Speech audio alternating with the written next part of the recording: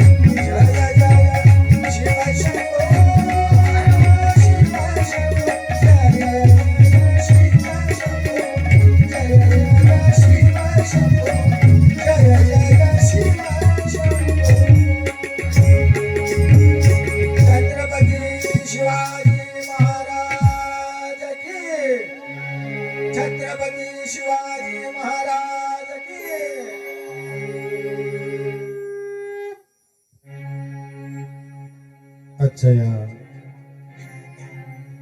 परममंगल प्रसंगी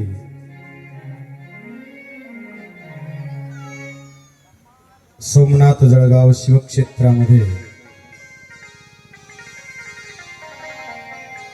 चालत आलेला अखंड शिवनाम सप्ताह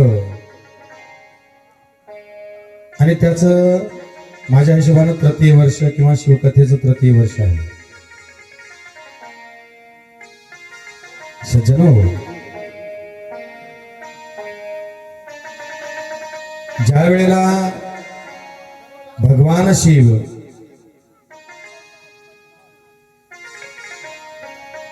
पूर्ण मायेचा असणारा प्रलय करून त्यामध्ये सर्व ब्रह्मांड असणार त्याची लयरूप निवृत्ती करून आत्यांतिक निवृत्ती करून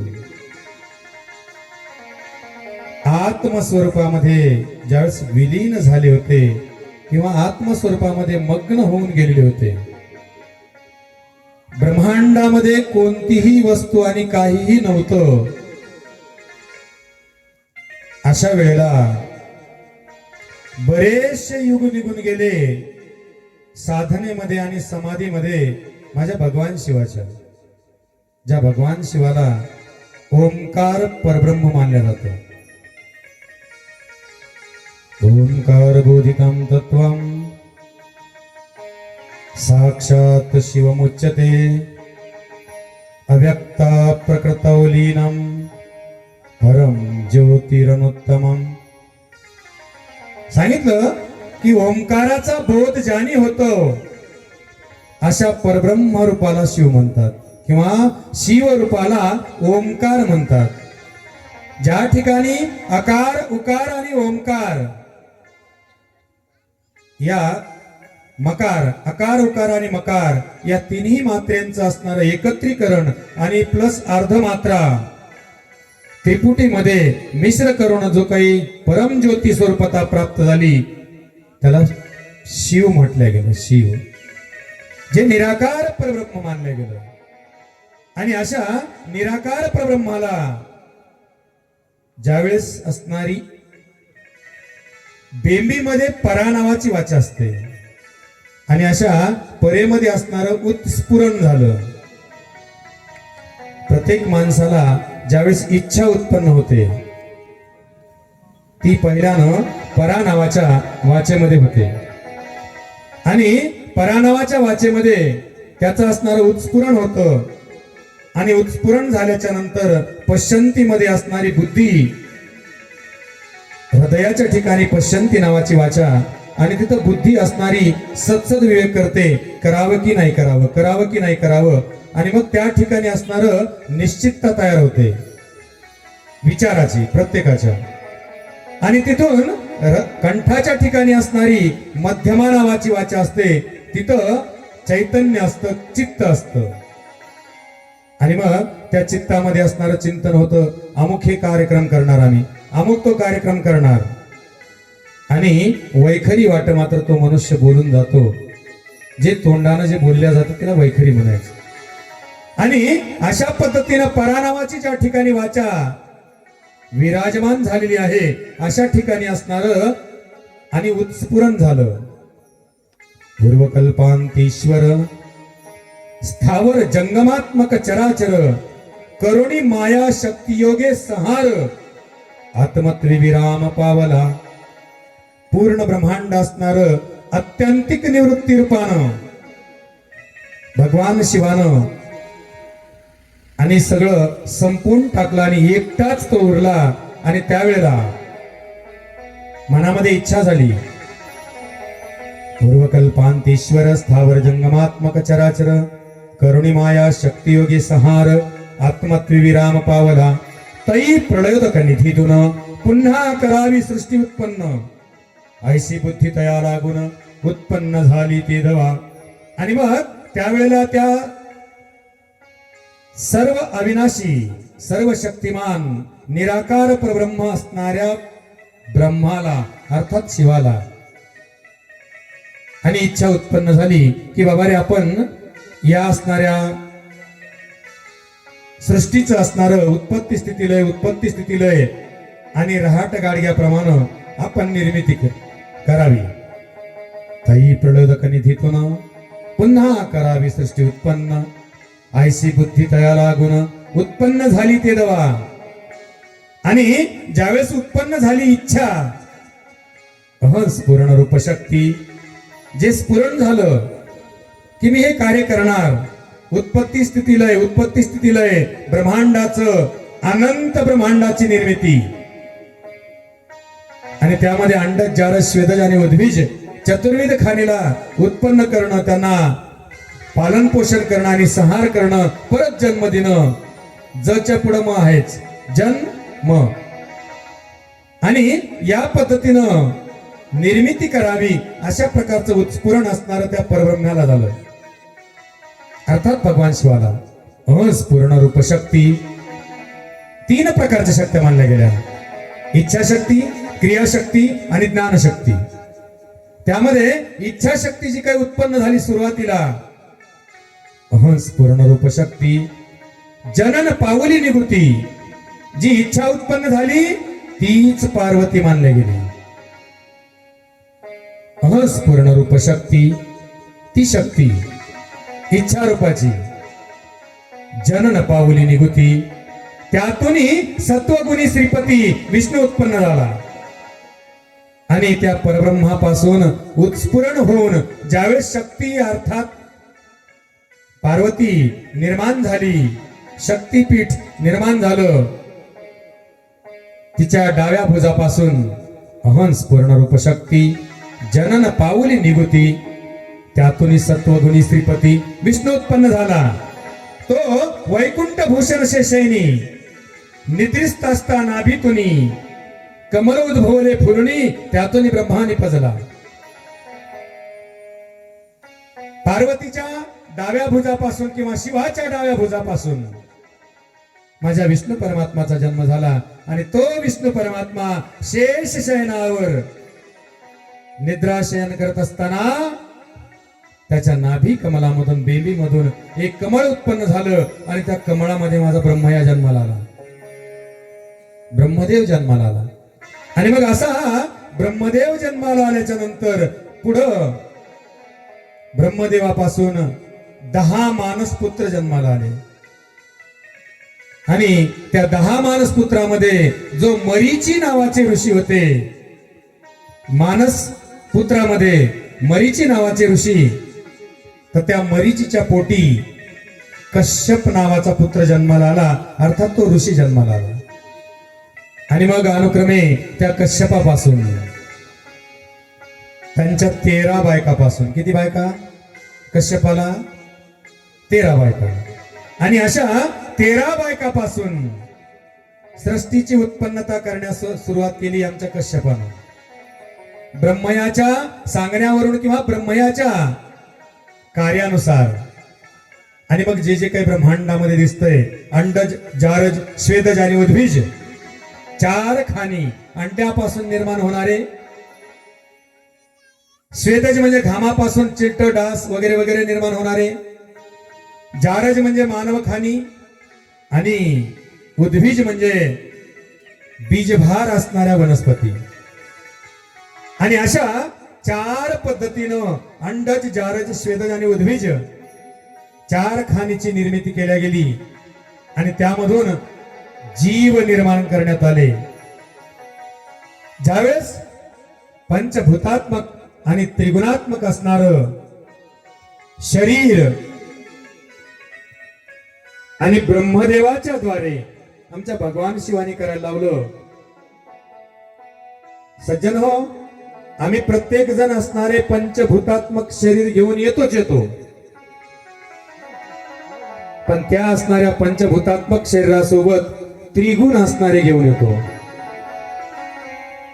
रजोगुण, तमोगुण आणि सत्वगुण जे पंचभूत आणि त्रिगुण आहेत, या 5 आणि 3 ला मिळून अष्टधा प्रकृती मानले गेले. आणि अशा अष्टधा प्रकृतीमध्ये आणि मग वर्ण निर्माण केले. वर्ण मग त्यामध्ये ब्राह्मण असो, क्षत्रिय असो, वैश्य आणि क्षुद्र असो 4 जणांचा टप्पा पाडला. अशा 4 जणांच्या टप्प्यामध्ये पंचभूतात्मक असणारे रंग आणि स्थापित केले गेले. अनुक्रमे हिरवा, लाल, निळा, पिवळा आणि पांढरा. लक्षात घ्या सज्जन हो. आता या प्रत्येक असणाऱ्या रंगाच्या द्वारे मग धर्मपंथ निर्माण झाले. धर्मपंथ निर्माण झाले. मग आता लक्षात घ्या, हिरवा रंग कोणाचा आहे, कोण्या धर्माचा मानला जातो? अल्लाह इलाह हैलल्लाह बिस्मिल्लाहिर रहीमानिर रहीमी. मुस्लिम धर्माचा हिरवा रंग मानला गेला आणि तो हिरवा रंग म्हणजे समृद्धीचं प्रतीक मानला गेला. हिरवा रंग समृद्धीचं प्रतीक मानला गेला. जसं माझी धरणी माता जी पृथ्वी आहे, जी भूमी आहे, ही जर पूर्ण हिरवीगार झाली तर जगामध्ये असणारी समृद्धी प्राप्त होते महाराज. आणि समृद्धीचं प्रतीक मानलं गेलं तो रंग असणारा. 2 लाल रंग, दुसऱ्या नंबरचा लाल रंग, तो रंग असणारा जिथं आम्हाला लाल सिग्नल दिलं, काय सांगतो? थांबा. That is the danger of colour. लाल रंग समोर दिसला, पुढे जाण्याचा त्याग करा. थांबा. पुढचं जाण्यासाठी विचार नका करू, पुढच्या जाण्यासाठीचा त्याग करा. किंवा आमची इलेक्ट्रिकची डीपी असणारी ट्रान्सफॉर्मर बसवलेली असतात, तिथं असणार गुणिलेची फुल्ली लाल रंगामध्ये दिलेली असते. आणि तिथं सुद्धा सांगितलं जातं की हात लावू नका, त्याग करा लावण्याचा. म्हणजे लाल रंग हा कशाचं प्रतीक आहे? त्यागाचं प्रतीक आहे, ध्यानात ठेवा. मग असा हा लाल रंग असणारा कोण्या धर्माचा आहे? हा असणारा रंग माझ्या वैष्णव संप्रदायाचा आहे, ध्यानात ठेवा. वैष्णव संप्रदायाचा लाल रंग मानला गेला. आता तो भगवा कसा झाला हेही मी तुम्हाला समजून सांगेल. पहिला मूळ रंग म्हणजे लाल रंग हा माझ्या सनातनी हिंदू आणि वैष्णव संप्रदायाचा मानला गेला. 3 निळा रंग कोणाचा रंग आहे? बुद्धं शरणं गच्छामि, बंधं शरणं गच्छामि, धम्मं शरणं गच्छामि, जनयन्ति बुद्धं शरणं गच्छामि. निळा रंग जो काय आहे तो निळा रंग विशालतेचं प्रतीक आहे. किती विशाल? अपरंपार विशाल. जशा पद्धतीने आम्हाला क्षितिज असणार काही अंतरावर दिसतं, पण तिथं गेलं की ते पुढे असणार निळं आकाश असणार दिसतं, सर्व व्यापक असणार आणि अनंत असणार. विशालता किती विशाल हे सांगता येणार नाही. तद्वत त्या न्यायानं जर खरोखरच माझ्या बुद्ध संप्रदायानं जर नियमानुसार, माझ्या गौतम बुद्धांनी दिलेल्या नियमानुसार जर आचरण करून वागायला सुरुवात केली तर महाराज विशालता आहे त्या धर्मामध्ये, नियमामध्ये, आचरणामध्ये. आणि ती विशालता ही बौद्ध धर्माची आहे. विशालतेचं प्रतीक निळा रंग आहे. अनुक्रमे त्यानंतर असणारा पांढरा रंग येतो. आणि पांढरा रंग असणारा कोण्या धर्माचं प्रतीक आहे? ओम नमो अर्यंतानाम, नमो सिद्धानाम, नमो अयर्यानाम, नमो उज्जायानाम, नमो लोय सव साहुनाम. अनुक्रमे जैन धर्माचा असणारा पांढरा रंग, जे निष्कलंकतेचं प्रतीक आहे. बाकीच्या रंगावर असणार जे काही रंगीतपणा आहे त्यामध्ये मळ सापातल्या जातो, डाग संपादल्या जातो, पण पांढऱ्यावर असणारा डाग संपादल्या जात नाही. निष्कलंकता आहे महाराज, निर्मळता आहे. आणि म्हणून जे काही वैष्णव आपल्या जैन धर्माचा जो काही रंग आहे तो मात्र पांढरा धवल मानला गेला.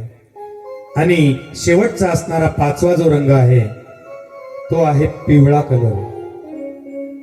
आणि हा जो काही पिवळा कलर आहे तर तो कोण्या धर्माचं प्रतीक आहे? सांगता येईल? सांगता येईल? हा, सत श्री अकाल, सत श्री अकाल. शीख धर्माचा आहे. आणि तुम्ही गुरुद्वारामध्ये नांदेडला जाऊन बघा, उंच असणारा ध्वज जो आहे तो पिवळ्या रंगाचा आहे. पिवळा रंग काय सांगतो आम्हाला? परिपक्वता, परिपूर्णतेचं प्रतीक म्हणजे पिवळा. आम्ही आंबा आणला, तो आंबा आमच्या समोर ठेवला, हे पिकला आहे की नाही हे कशाहून कळतं? तो जर पिवळा झालेला असेल, परिपूर्ण झालेला असेल तर तो असणारा पिकलेला आहे असं आम्ही समजतो किंवा परिपूर्ण आहे असं समजतो. आणि जर हिरवा आहे तर कच्चा आहे मानलं जातं. म्हणजे परिपूर्णतेचं जे काही प्रतीक आहे तो पिवळा रंग आहे. आणि हेच 5 रंग पृथ्वी, आप, तेज, वायू आणि आकाश या पंचभूताचे आहेत, 5 धर्माचे आहेत. आणि जे 5 धर्म आहेत ते माझ्या वीरशैव लिंगायत धर्मामध्ये सामावलेले आहेत महाराज. कारण का वीरशैव लिंगायत धर्म जो आहे तो या 5ही धर्माला सामावून नेणारा धर्म आहे. आणि म्हणूनच आमच्या लग्न कार्यामध्ये 5 असणाऱ्या टोप्या लावलेले पंचाचार्य 5 रंगाचे एकत्र स्थापन केल्या जातात. आणि 5 रंगाचा झेंडा आणि या ठिकाणी शैव संप्रदायामध्ये वापरला जातो. आता तुमची शंका राहिलेली असेल की वैष्णव संप्रदायाचा लाल रंग महाराजांनी सांगितला त्यागाचं प्रतीक आहे. आता बघा, ज्या ठिकाणी लाल रंग आहे तो त्यागाचं प्रतीक आहे. आणि त्याच्यामध्ये प्लस रेड प्लस येलो, त्याच्यामध्ये आम्ही पिवळा केला. पिवळा कशाचं प्रतीक आहे? परिपूर्णतेचं प्रतीक, त्यागाची परिपूर्णता. त्यागाची परिपूर्णता ज्यामध्ये आहे तो भगवा आहे. आणि मग आमच्या भगव्याचं असणार सनातन धर्म, हिंदू धर्म, वैष्णव धर्म. आणि ते प्रतीक मानलं गेलं की ज्या ठिकाणी त्यागाची परिपूर्णता आहे. हर हर महादेव, हर हर हर हर. आणि अशा असणाऱ्या त्यागाच्या परिपूर्णतेचा जो झेंडा आहे, ध्वज आहे, तो माझ्या हिंदू हृदयाचं सम्राट रूप असणार, परमचक्रवर्ती असणारा छत्रपती. आणि त्याने धारण करून सर्व स्वराज्य मिळवलं. आणि प्रत्येक मंदिरावर असणारा त्यागाच्या परिपूर्णतेचं प्रतीक असलेला भगवा ध्वज आणि स्थापित केला गेला. आणि त्याचा अवलंब आमच्या लिंगायत धर्माने केला. वीरशैव, लिंगायत किंवा शैव धर्म त्यांनीही त्या ठिकाणी त्याचा अवलंब केला सज्जन. मग या 4 धर्माचं एकत्रीकरण करणार आणि या धर्माला धर्म मार्गावर प्रवृत्त करून मिळालेल्या जीवाला, आलेल्या जीवाला त्याचं गंतव्य स्थान दाखवून देण्यासाठी, त्याचं गंतव्य स्थान दाखवून देण्यासाठी माझ्या भगवान शिवानी 5 सूक्ष्म वेदासहित 5 वेदाची निर्मिती केली. अनुक्रमे ऋग्वेद, यजुर्वेद, सामवेद आणि अथर्ववेद. आणि 5वा सूक्ष्म वेद मानला जातो. 5 मुखापासून 5 वेदाची निर्मिती करून आमच्या ब्रह्मयाकडे दिले. आणि मग त्या ब्रह्मदेवानं त्या 4 असणाऱ्या वेदाचं आणि सर्व जगामध्ये प्रसार करायला सुरुवात केला. त्यामधून ब्रह्मत्वाचं असणार सखोलपणानं विवरण करून मंत्रोच्चारानं श्लोकाद्वारे विस्तारीकरण करण्याचं काम माझ्या ऋग्वेदानं केलं. यजुर्वेदानं कर्मकांड सांगितलं. यजुर्वेदानं कर्मकांड सांगितलं. मग त्या ठिकाणी प्राणप्रतिष्ठा कशा, होम हवन कसं वगैरे वगैरे असणार उपासना आणि कर्म यजुर्वेदानं दिल्या. तर सामवेदानं असणार मुख्यतः गायन दिलं महाराज. सामवेदानं आमच्या मनाची असणारी वृत्ती कुणीकडे गुंतू नये आणि एकाग्रता त्याला प्राप्त व्हावी, ते असणारं स्वरूप त्याला प्राप्त व्हावं यासाठी गायनाचा मार्ग सामवेदाने दिला. आणि अथर्ववेदानं रोगाची निवृत्ती करण्याचं साधन दिलं. आणि अनुक्रमे अध्यात्मशास्त्र, योगशास्त्र त्याच्यामधून दाखवून दिला. अथर्ववेदामध्ये जारण, मारण, वशीकरण, उच्चाटन, मोहन तेही आहे. अथर्ववेदामध्ये तुम्हाला जडीबुटीचं ज्ञान आहे, कोणत्या रोगावर कोणता औषधी, जे आमचे चारवाक पातंजली अशा प्रकारचे जे काही ऋषी आहेत त्यांनी तुमच्यापर्यंत आयुर्वेद आणला. जुने जे वैद्यराज होते त्यांच्यापर्यंत त्याचंही ज्ञान आहे. आणि योग साधना जी आहे ती सुद्धा आमच्या अथर्व वेदानं दिली महाराज. आणि अशा 4 ग्रंथाद्वारे पूर्ण असणारं संस्कृत ज्ञान हे जगाला कळणार नाही. आणि म्हणून आमच्या ब्रह्मदेवानी 18 असणाऱ्या पुराणाची निर्मिती केली. मुख्य काय आहे? श्रुती. मुख्य काय आहे? श्रुती म्हणजे वेद. आणि त्या श्रुतीचं मराठीमध्ये किंवा इतर भाषेमध्ये ते जे काही विवरण केलं, भाषा टीका केल्या, तिला स्मृती मानले गेलं. आणि स्मृती म्हणजे 18 पुराण, 6 शास्त्र, 5 उपनिषद, 108 उपपुराण आणि विस्तारीकरणानं त्याचं साध्या जगाला कळावं ज्ञान, यासाठी असणारं त्याला स्मृती म्हटलं गेलं. आणि स्मृतीला इतिहासही आणि पुराणही म्हणतात. स्मृतीला इतिहास आणि पुराणही म्हणतात. मग असं हे असणारं पुराण आमच्या ब्रह्मदेवानं निर्माण केलं. जगाला, या जीवाला, कोणत्याही धर्मपंथाचा असो, त्याला त्याचं गंतव्य स्थान कळावं. ब्रह्मपुरीवरून आलेला जीवात्मा या मायापुरीमध्ये लाळ घोटत बसला. हे माझं, ते माझं, ते माझं, ते माझं, अहंता आणि ममतेमध्ये गुरफटून बसला. अशा जीवाला सावध करून शिव असणार, जीवाचं शिवत्व आहे, जीवाचं शिवत्व करण्यासाठी आणि त्याला धर्म मार्गावर आरूढ करण्यासाठी आमच्या व्यासानी असणार रचना केली 18 पुराणाची. आणि मग 18 पुराण रचत असताना आमच्या ब्रह्मदेवाला प्रश्न पडला महाराज. आमच्या ब्रह्मदेवाला असणारा प्रश्न पडला की हे आम्ही 18 पुराण रचना करायची कशासाठी? 18 पुराणाची रचना का करायची, कशासाठी करायची? आणि मग जगासाठी करायची तर जगाला नेमकं त्यामधून समजून काय सांगायचं? प्रश्न पडला आमच्या व्यास महर्षींना.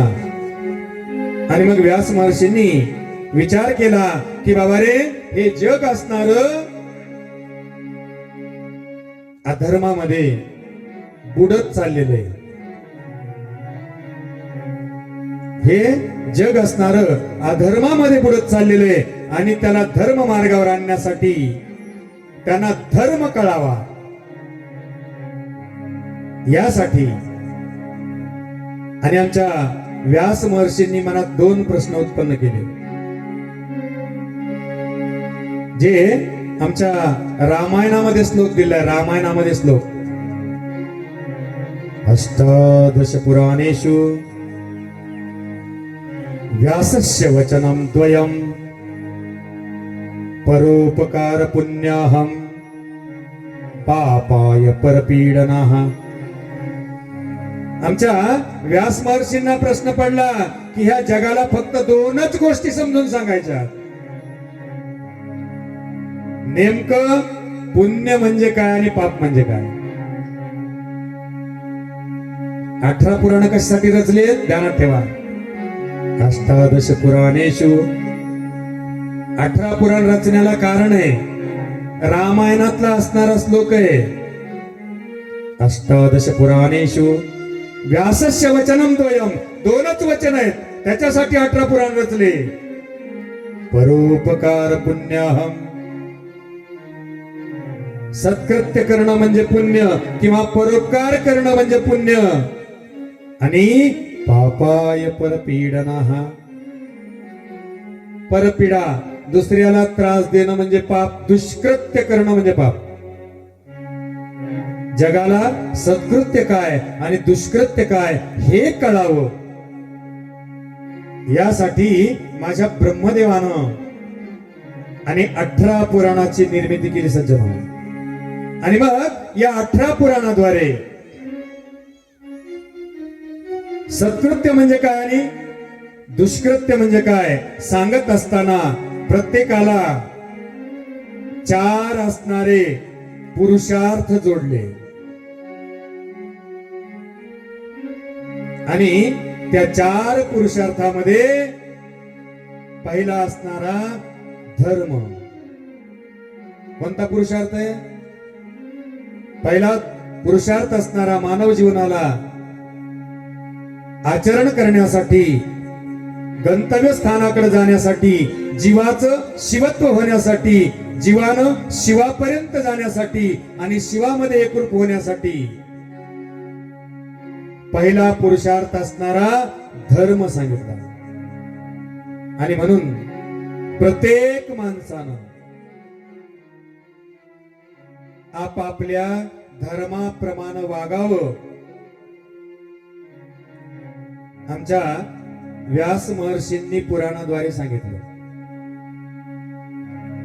जे धर्म आहे धारयती इति धर्म, जो धारण केल्या जातो त्याला धर्म म्हणावं. जे धारण करण्याची क्रिया आहे, धारण करण्याचा मार्ग आहे, धारण करण्याचा रिवाज आहे, धारण करण्याचं आचरण आहे, त्याला धर्म म्हणावं. धर्माची व्याख्या वेदामध्ये दिली, धारयती इति धर्म. जे धारण केल्या जातं त्याला धर्म म्हणावं. आणि मग ह्या धर्मामध्ये आमच्या गीतेनं असणारे 10 गुण सांगितले. श्लोक दिला, अहिंसा, सत्यस्तेय, ब्रह्मचर्य, दया, क्षमा, जप, तप, ध्यान. आणि अशा पद्धतीनं त्या ठिकाणी धर्म मार्गावर आरूढ होण्यासाठी माझ्या कृष्ण परमात्म्यानं अर्जुनाला उपदेश करत असताना धर्माचे 10 अंग सांगितले.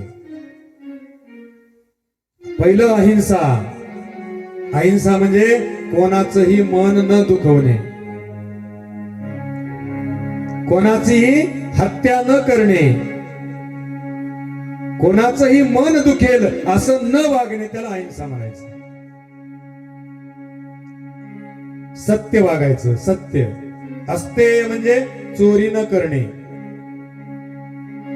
आणि अशा पद्धतीनं 10 त्याच्यामध्ये गुण दिले, जागा दिल्या किंवा 10ला धर्म म्हणावं.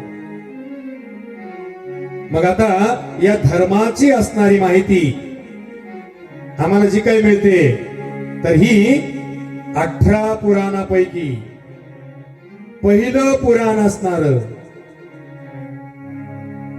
ब्रह्मपुराण. पहिलं असणार व्यासानी रचना केली ती पहिली ब्रह्मपुराणाची केली 18 पुराणामध्ये. आणि त्या ब्रह्मपुराणामध्ये धर्म सांगितला महाराज. आणि तो धर्म सांगत असताना अनेक असणाऱ्या जाती, मी जे काही अगोदर सांगितले तुम्हाला धर्म, हिंदू, मुस्लिम, शीख, ईसाई, जैन, बौद्ध, शैव, वैष्णव अशा प्रकारचे असणारे मग धर्म त्या ठिकाणी मूळ मानले गेले. आणि मग त्याच्यामध्ये 18 पगड जाती निर्माण केल्या. मग अशा असणाऱ्या सगळ्या धर्मांचं असणारं मूळ जे आहे तो म्हणजे शिव आहे महाराज. निराकार परब्रह्म असणारा शिव आहे. आता संक्षिप्त स्वरूपामध्ये आज तर आम्हाला पूर्ण 7 दिवसामध्ये तुम्ही आजपर्यंत ज्या ज्या काही कथा किंवा जे जे काही ज्ञान ऐकलं नाही ते तुम्हाला या 7 दिवसामध्ये मिळणार आहे. संक्षिप्त स्वरूपात सांगतो महाराज, प्रत्येक जीवाचं गंतव्य स्थान शिवच कसं आहे. प्रत्येक गावामधला कोणत्याही धर्मपंथाचा माणूस, कोणत्याही धर्मपंथाचा माणूस जर तो गावाच्या बाहेर जाणार असेल तर तो कुठे जातो? कुठे जातो? गावाची शीव. कुठे जाणार? अंतिम सत्य महाराज जगाचं. कोणत्याही धर्मपंथाचा, हिंदू असो, मुस्लिम असो, जैन असो, बौद्ध असो, माझा वैष्णव असो, माझा शैव असो, गावाच्या बाहेर जर तो जाणार असला तर त्याचं गंतव्यस्थान तो कुठे जाणार आहे? प्रत्येक जण गावाची शिव, शिवावर जाणार, शिवाजवळ जाणार. हे ध्यानात ठेवा. प्रत्येक जीवाचं गंतव्यस्थान गावाच्या बाहेर जायचं. बाकी तर आपल्याला शिव किती परब्रह्म आहे, किती निराकार आहे आणि कसा तो देवादिदेव आहे हेही आम्हाला प्रत्येक पुराणाच्या साक्षीनं, श्लोकासहित, ओवी सहित आणि तुम्हाला पुरावा मिळेल माझ्याकडून, तो मी तुम्हाला देत जाणार आहे. आणि अशा पद्धतीनं प्रत्येक जीवाचं गंतव्य स्थान शिव आहे आणि अंतिम स्थान शिव आहे हेही सांगितलं जातं. दुसरं सांगू, बऱ्याचशा धर्मामध्ये पुरल्या जातं महाराज. बऱ्याचशा धर्मामध्ये जीवाला, या देहाला पुरल्या जातं. त्याच्यामध्ये लिंगायत धर्म आहे, ज्याला शैव धर्म म्हणलं गेलं. त्याच्यामध्ये 18 पगड जाती आहेत. वाणी आहे, तेली आहे, गवळी आहे, चांबार आहे, कुंभार आहे, माळी आहे, जंगम आहे. अशा प्रकारच्या अनेक जाती आहेत, जवळपास 64 जाती. आणि यांच्यामध्ये काय केलं जातं? पुरल्या जातं. माहिती ना? दुसरा धर्म पुरणारा गोसावी धर्म. तिसरा धर्म पुरणारा पहिला मांग धर्म होता, तो पुरत होता. नंतर 1984 पासून त्यांनी मातंग धर्म स्वीकारला आणि त्यांनी जाळायला सुरुवात केली. तो सुद्धा पुरत होता. त्याच्यानंतर मुस्लिम धर्म पुरल्या जातं. जीवाला, या देहाला पुरल्या जातं मुस्लिम धर्म. 5वा धर्म आहे शीख धर्म, त्यांच्यामध्ये पुरल्या जातं. आणि सगळ्यात महत्वाचं सांगून जातो तुम्हाला, माझ्या वैष्णव धर्मामध्ये जरी जाळत असले, दहन देत असले, तरी पण त्याच धर्मामध्ये 18 पगड जातीमध्ये जे काही जन्मलेले संत मंडळी आहेत त्यांना पुरावंच लागलं महाराज, आणि समाधीच द्यावं लागली. हे अंतम सत्य. मग ते माझा नरहरी सोनार असो, माझा नामदेव शिंपी असो, माझे ज्ञानेश्वर असो, माझे चोखामेळा असो, अनेक असणार गोरा कुंभार असो, सावता माळी असो, वगैरे वगैरे, जे जे काही माझे संत आहेत मंडळी, त्यांना समाधीच द्यावं लागली महाराज. आणि समाधीवर शिवलिंगच स्थापन करावं लागला. हे गंतव्यस्थान. आता बाजू राहिली आमच्या वैष्णव संप्रदाय बांधवांची, ज्यांच्यामध्ये जाळल्या जातं, अग्निडाग दिल्या जातो. त्यांचं शिव कसं गंतव्यस्थान आहे सांगतो. ज्यांच्यामध्ये पुरतात त्यांच्यामध्ये गाडल्या जातं, समाधी दिल्या जाते, त्यांच्या समाधीवर महादेवाची पिंड ठेवल्या जाते. हे तर माहित झालं ना. आता माझे जे वैष्णव बांधव आहेत, त्या वैष्णव बांधवामध्ये जाळल्या जातं आणि जाळल्याच्या नंतर ती राख आणि अस्थी गंगेमध्ये टाकल्या जातात. आणि 10व्याला गंगेवर काय केलं जातं? पिंड. काय केलं जातं? जिथं पुरल्या जातं त्या पुरलेल्या व्यक्तीच्या समाधीवर महादेवाची पिंड, आणि ज्यांना जाळल्या जातं त्यांच्यासाठी गंगेवर काय केलं जातं? पिंड. लक्षात घ्या, गंतव्यस्थान काय प्रत्येक जीवाचं? इकडं महादेवाची पिंड आहे, तर तिकडं 10व्याला त्या जीवात्म्याच्या निमित्तानं पिंड एकच आहे. इकडं स्थापना म्हणतात, लिंग स्थापना किंवा पिंड स्थापना, आणि तिथं पिंड दान म्हणतात. एवढाच फरक, म्हणण्याचा फरक. पिंड दान आणि पिंड स्थापना. गंतव्य स्थान शिव आहे. दुसरं, अशा या धर्म मार्गामधून जात असताना दुसरा सांगितला गंतव्य स्थान शिवरूपाचा. मग या जीवाला जे काही धर्मपंथ आहेत या प्रत्येक धर्माचं गंतव्यस्थान शिव कशा रूपानं आहे आपल्याला पाहायचं. श्री कृष्ण गोविंद हरे मुरारी हे नाथ नारायण वासुदेव. श्री कृष्ण गोविंद हरे मुरारी हे नाथ नारायण वासुदेव.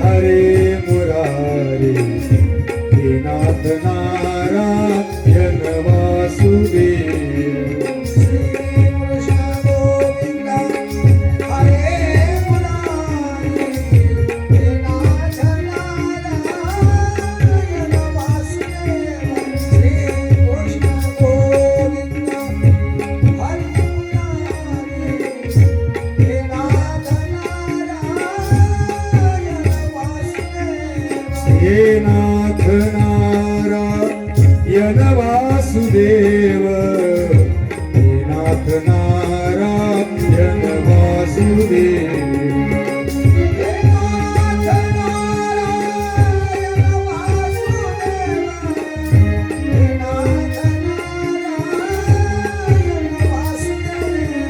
हे नाथ नारायण वासुदेव.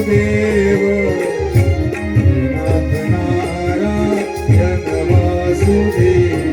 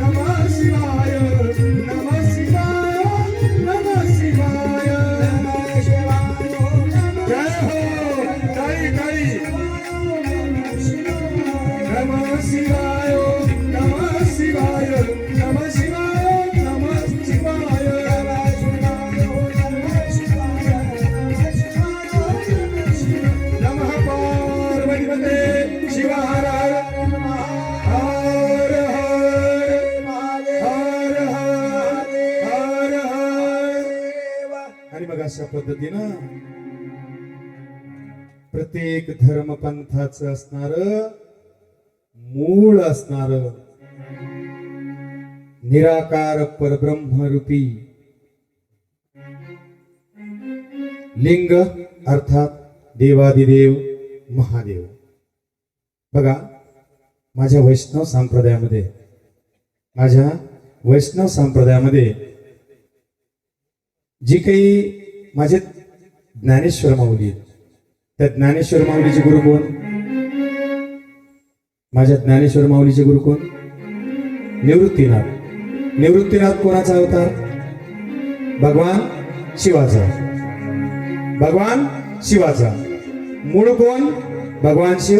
तिथून माझे ज्ञानेश्वर माऊली शिष्य रूपानं. वैष्णव संप्रदायामध्ये माझ्या मूळ निवृत्तीनाथाचं महत्व. नंतर त्यांचे शिष्य म्हणून माझे ज्ञानेश्वर माऊली, ज्यांनी गीता विस्तारित करून माझ्या ज्ञानेश्वरीचं रूप दिलं.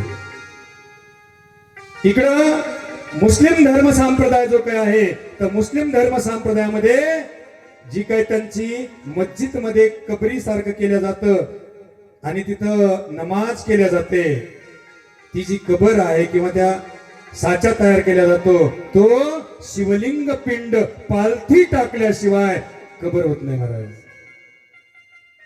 2.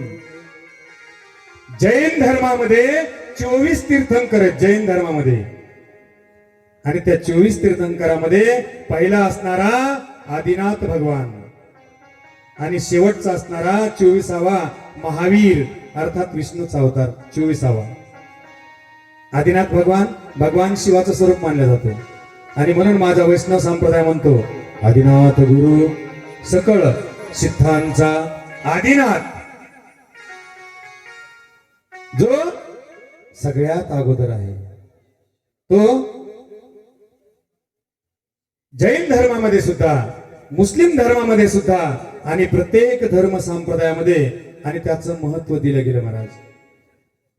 आणि अशा दिलेल्या महत्वानुसार आणि ब्रह्मपुराण आम्हाला धर्म मार्गावर प्रवृत्त होऊन त्याची आराधना करण्याचं काम सांगतं. पहिलं असणारं माझ्या ब्रह्मदेवानं निर्माण केलेलं ब्रह्मपुराण, आणि त्या ब्रह्मपुराणामध्ये काय सांगितलं जातं? धर्म. 4 पुरुषार्थापैकी एक असणारा धर्म. प्रत्येक माणसानं धर्मानच वागावं आणि धर्मानच कमाई करावी. एक वस्तू आहे, ही वस्तू तुम्हाला जर 2 रुपयाला आलेली असेल, लक्षात घ्या, ही वस्तू 2 रुपयाला आलेली असेल तर बोलून चालून तुम्ही 5 रुपयाला ती विकू शकता, हा धर्म झाला. पण हाच जर समजा ही वस्तू 2 रुपयाची आहे आणि ती जर तुम्ही 100 आणि 200 रुपयाला जर विकत असाल तर तो अधर्म झाला. कमाई सुद्धा कशी करा? धर्मानी करा. आणि ज्या ठिकाणी धर्मानी कमाई केल्या जाते तोच अर्थ आहे आणि तोच जीवनाचा अर्थ आहे. दुसरा पुरुषार्थ अर्थ असणारा धर्मानी कमाई करा, आणि तीच धर्माची कमाई असेल तर तुम्हाला त्या जीवनालाही अर्थ मिळेल, आणि अर्थ म्हणजे संपत्तीही मिळेल अर्थरूपाची, जी शुद्ध असणारी असेल.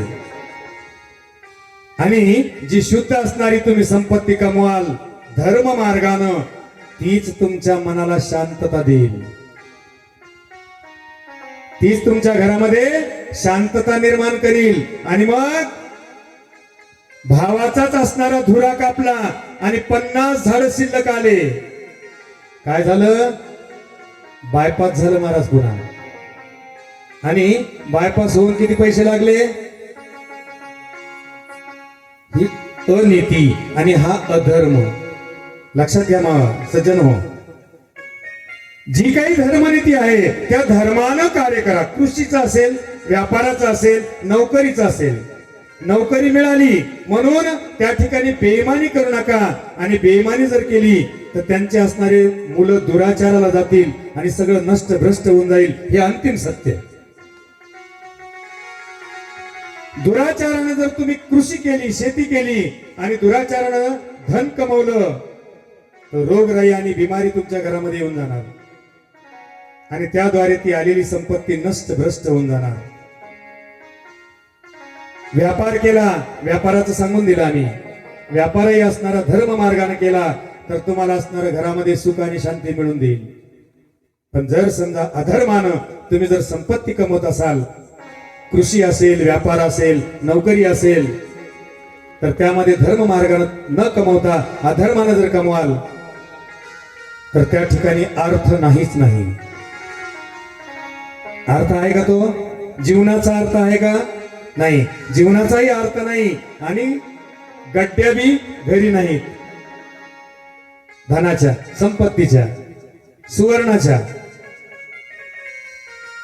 म्हणून प्रत्येकानं असणारं धर्म मार्गावर प्रवृत्त व्हावं. आमच्या मनुस्मृती नावाच्या ग्रंथाने सांगितलं, धर्मेनहि सहायेन तमस्तरति दुष्कृतम. आमच्या मनुस्मृती नावाच्या ग्रंथामध्ये सांगितलं, तुम्ही अंधारात केलेल्या पापाला, तमस्तरति दुष्कृतम, तम म्हणजे अंधार, दुष्कृत्य आणि तरती म्हणजे अंधारामध्ये केलेल्या पापाला कोण तारतो? धर्मेनहि सहायेन तमस्तरति दुष्कृतम. फक्त एक धर्मच सहाय्य होऊ शकतो तुमच्या अनंत केलेल्या पापाला महाराज. आणि म्हणून प्रत्येकानं असणारा धर्म सांभाळावा. सज्जन हो, आज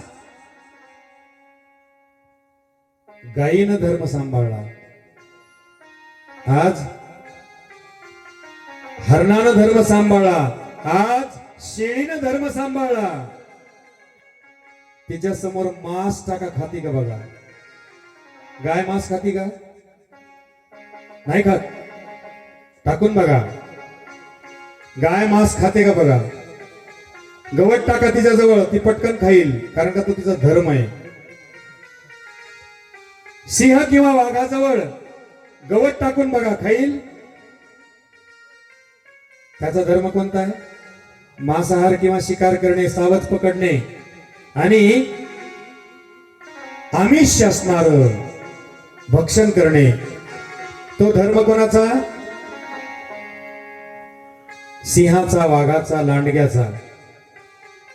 कोणाचा धर्म आहे तो? सिंहाचा, वाघाचा, लांडग्याचा. मांस खाणं कोणाचा धर्म आहे? सिंहाचा का माणसाचा आहे? कोणाचा आहे धर्म? पण मानव प्राणी असा आहे महाराज की ज्या ठिकाणी मस्तपैकी केलेलं जातं, शिवनेरी धाबा, संस्कृती धाबा, शिवबा धाबा, कोण टाकतं? माझ्या छत्रपतीनं ती शिकवलं. माझ्या छत्रपतीनं अरे शिवभक्ती करायला शिकवली तुम्हाला. आणि सगळ्या गावाचे जे पालक मालक म्हणून जे मराठा समाज आहे, छावा मराठा आहे, त्यांना जाग्यावर यायचं सांगितलं. कृपया माझ्या बोलण्यामधला तारतम्य गाठा. 7 दिवस असणार मी सांगणार आहे तुम्हाला. जे गोरगरीब आहेत यांना आपल्या पंखाखाली झाकून देणारा जो समाज आहे, त्यांचा उदरनिर्वाह करणारा समाज आहे, आजही असणारी पद संपणार नाही महाराज. पण त्यांनी जाग्यावर येऊन धर्माचरण करावं. पण सर्वच असणारा जो हिंदू आणि शैव धर्म, जे गाय बी खाती ते बी खायला लागले आणि हिंस्त्र पशु जे खाते तेही खायला लागले.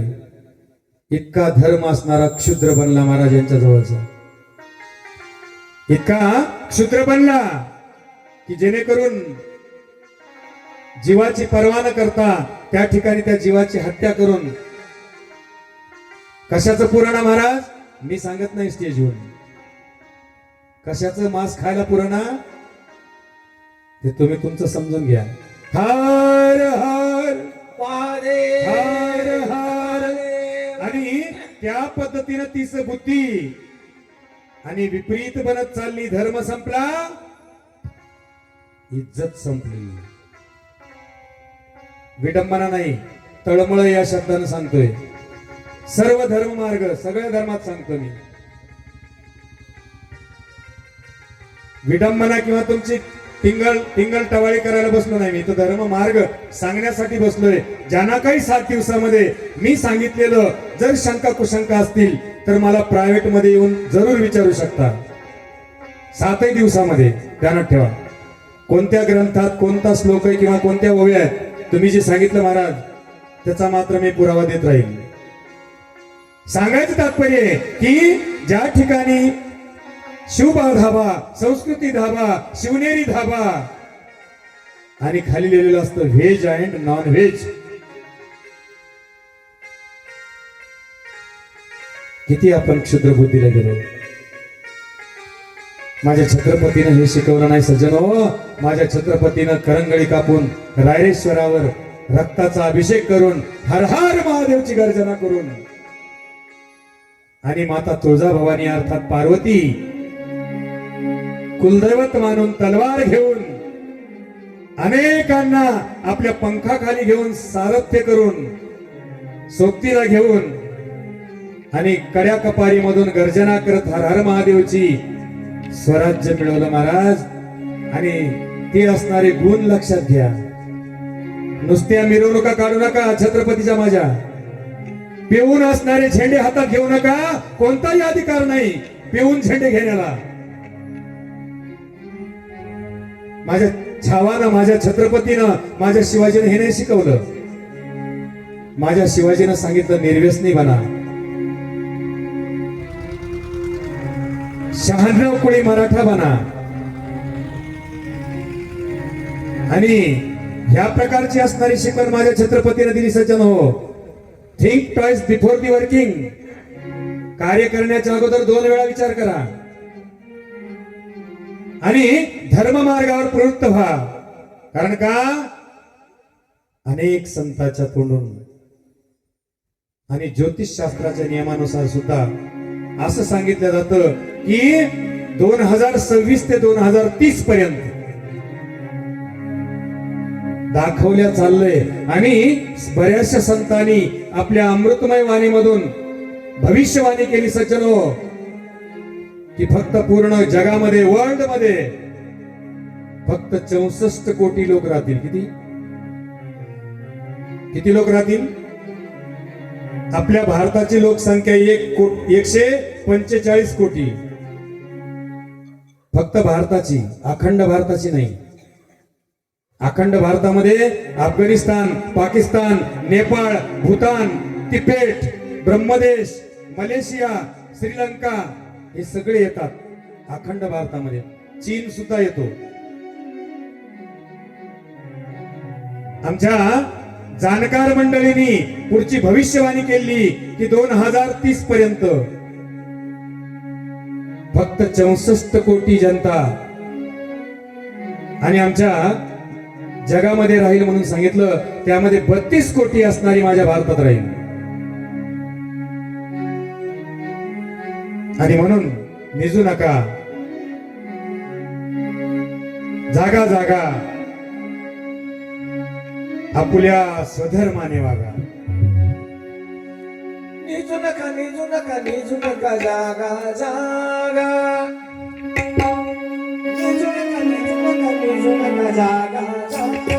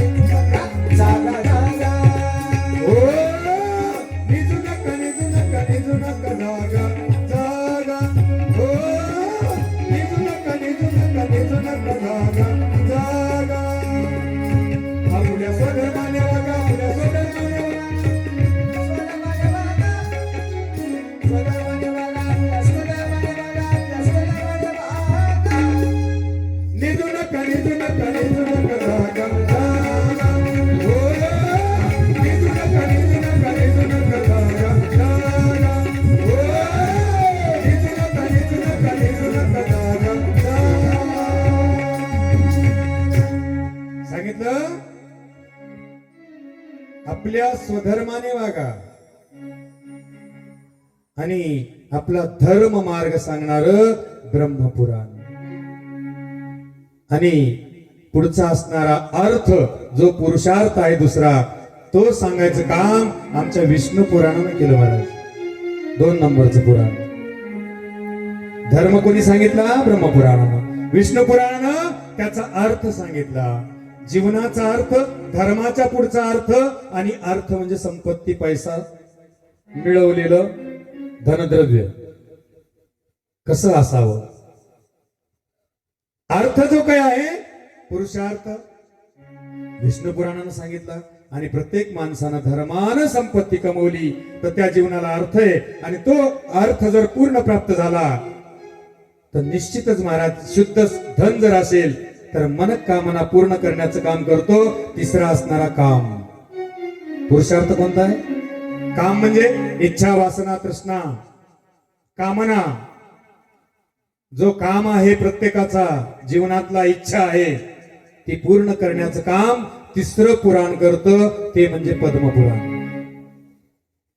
आणि पद्मपुराणामध्ये काम सांगितला.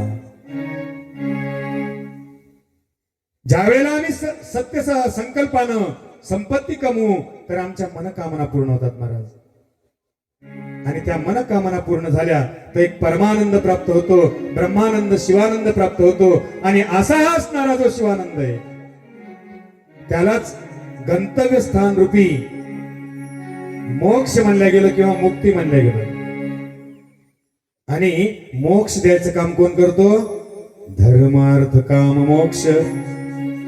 शिव धर्म अर्थ काम मोक्ष.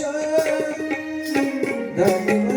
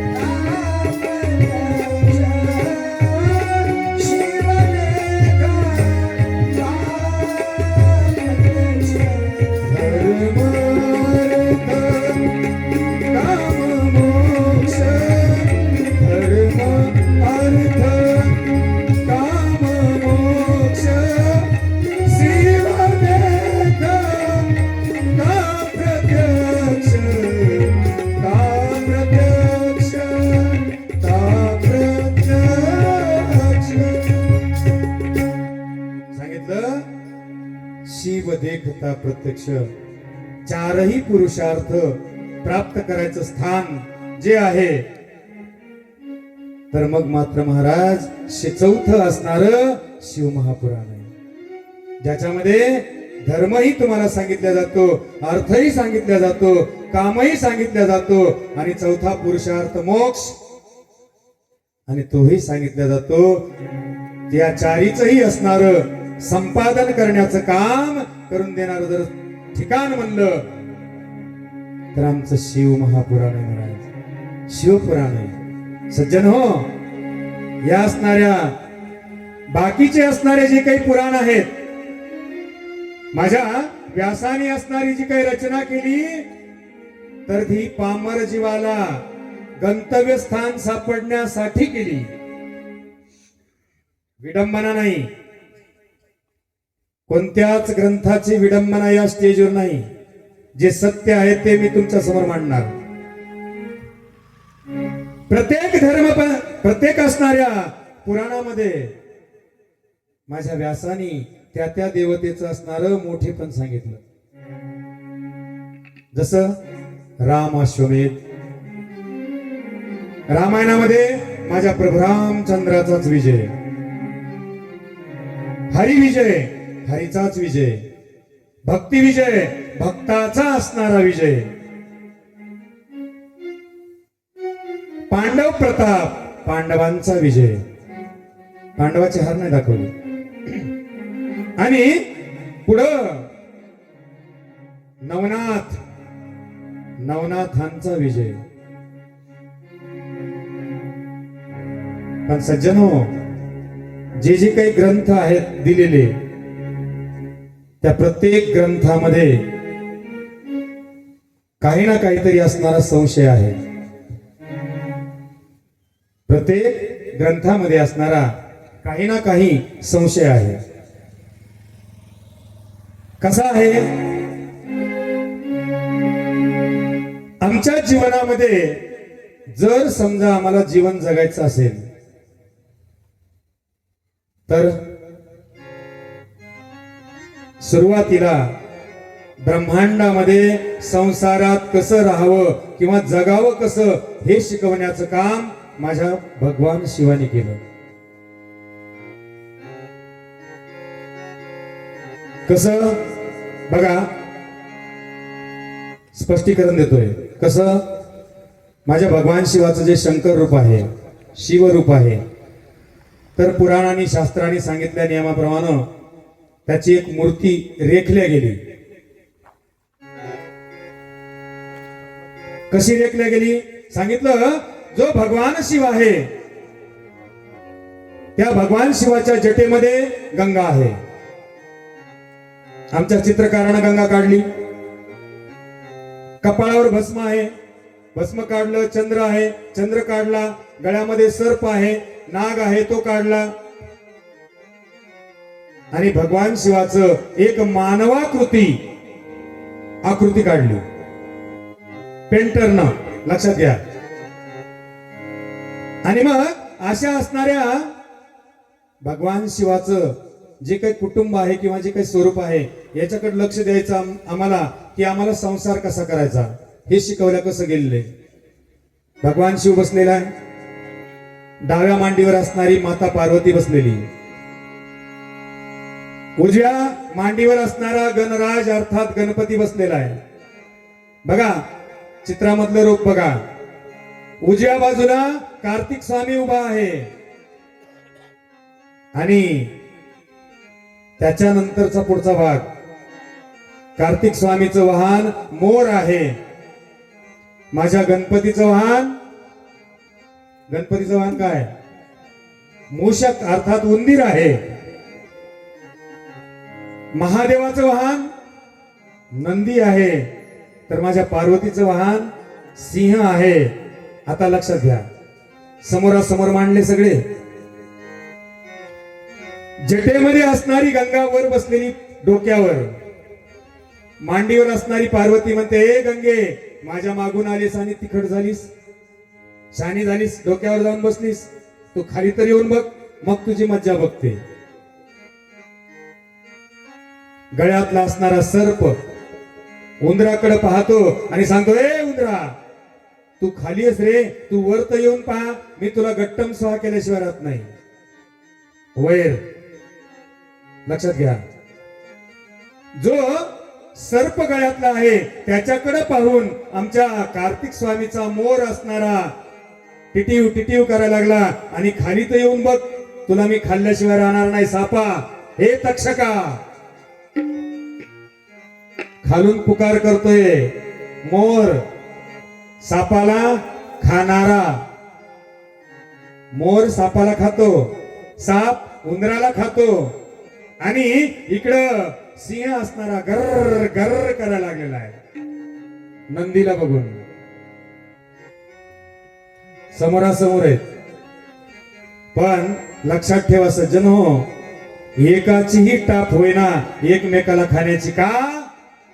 त्याचं प्रमुख कारण आहे, मध्यभागी माझा शिव बसलेला होता. हर हर हर हर हर हर. आता याच्यावरून समजून घ्यायचं आम्हाला प्रपंच किंवा संसारात कसं राहायचं. याच्यापासून काय उपदेश मिळाला आम्हाला? याच्यात एक सांगितलं गेलं सज्जन हो, घराचा मूळ पुरुष जर तो साधना साधणार असेल, तपानुष्ठानाची ताकद त्याच्याजवळ असेल, धर्माची ताकद त्याच्याजवळ असेल, तो नेहमी आचरणशील असेल, तर घरातले वासे फिरणार नाहीत. लक्षात घ्या. आणि म्हणून घराचा मूळ पुरुष जो आहे, छत्र जे म्हणतो आम्ही घराचं, त्यांनी धर्माचरण जर पाळलं तर सून टाइमशीर असणार त्याला स्वयंपाक देईल. आणि तो जर अधर्मानं राहिला तर सुना सुद्धा मै मेरा पती मेरा संसार म्हणून आणि मुलं सुद्धा घरातले वासे फिरवतील, हे प्रमुख कारण. आणि म्हणून माझ्या शिवाच्या चित्रापासून काय शिक मिळते, काय शिकवण मिळते, की आमच्या परिवारामध्ये, आमच्या कुटुंबामध्ये कसं राहायला पाहिजे. घराचा जो मूळ मालक आहे त्याची साधना पक्की पाहिजे महाराज, त्याची आचरण शुद्ध पाहिजे, त्याचं तप मोठं पाहिजे, तो धार्मिक पाहिजे आणि त्याने नेहमी देवदेव केला पाहिजे. पण आमचे लोक काय करतात, बायकोला सांगतात सगळा देव तुझ्या जवळ. आणि मग माझ्या माता माऊल्या ज्या आहेत, तर प्रत्येक कार्यक्रमामध्ये खूप मोठी शक्ती आहे महाराज महिलाची. ते राजकारण असो, समाजकारण असो, देवदेवतार्चना असो, कथा असो, कीर्तन असो, कोणतेही कार्यक्रम असो, आणि खरोखरच शक्ती महाराज, खरोखरच शक्ती आहे. पण माणूस असणारा हा, यांनी सगळं असणारं जे देवदेवतार्चना आहे, आचरण आहे, ते दुसऱ्याकडे सोपवलं, म्हणून ही असणारी गत प्राप्त व्हायली महाराज. आणि म्हणून माझ्या भगवान शिवानं शिकवलं की ब्रह्मांडामध्ये जर राहायचं, परिवारामध्ये राहायचं, संसार जर सुखाचा करायचा, तर तो माणूस असणारा स्वतः घराचा मूळ मालक आणि त्याच प्रतिष्ठेचा पाहिजे. आणि तीच प्रतिष्ठा मिळवायची असली तर आचरण शुद्ध पाहिजे, तप पाहिजे, साधना पाहिजे. आणि त्या साधनेनं प्रत्येकानं वागावं, ही शिकवण देण्याचं काम माझ्या शिवानं केलं. दुसरं, आता थोडस खाली येऊ आपण. धर्म मार्गामध्ये आणि आमच्या संसारात कसं राहावं, घरात कसं राहावं, भावाभावानी कसं वागावं, ते मात्र माझं रामायण शिकवतं. माझं रामायण शिकवतं.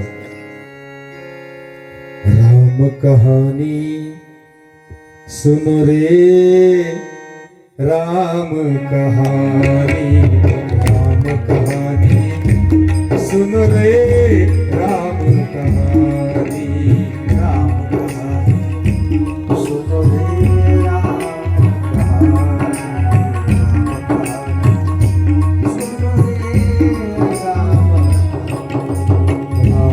कहानी सुन रे, राम कहानी, राम कहानी सुन रे, राम कहानी, राम कहानी सुन रे,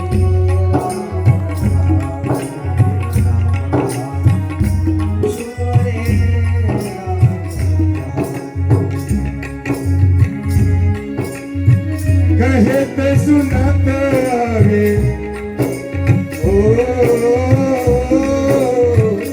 कहत सुनत आवे, कहत सुनत आवे, आँखियों में पानी, राम कहानी सुन रे, राम कहानी, राम कहानी सुन रे, राम कहानी, राम कहानी सुन रे, राम कहानी.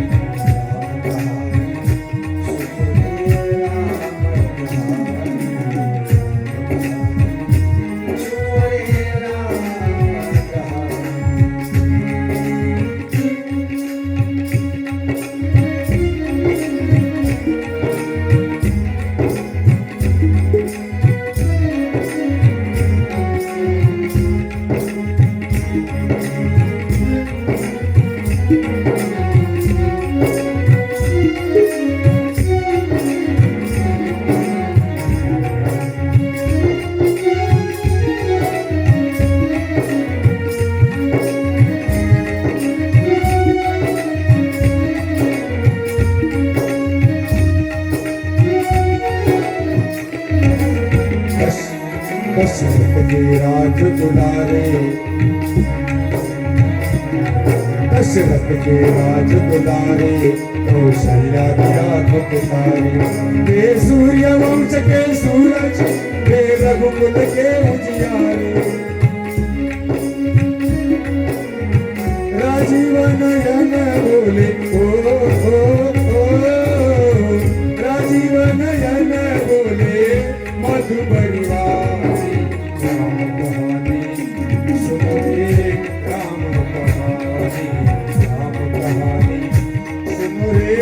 राम कहानी सुनो रे राम कहानी सुनो रे राम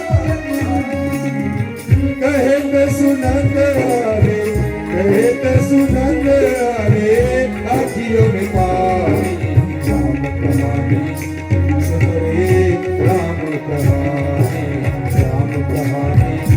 सुनो रे राम कहानी सुनो रे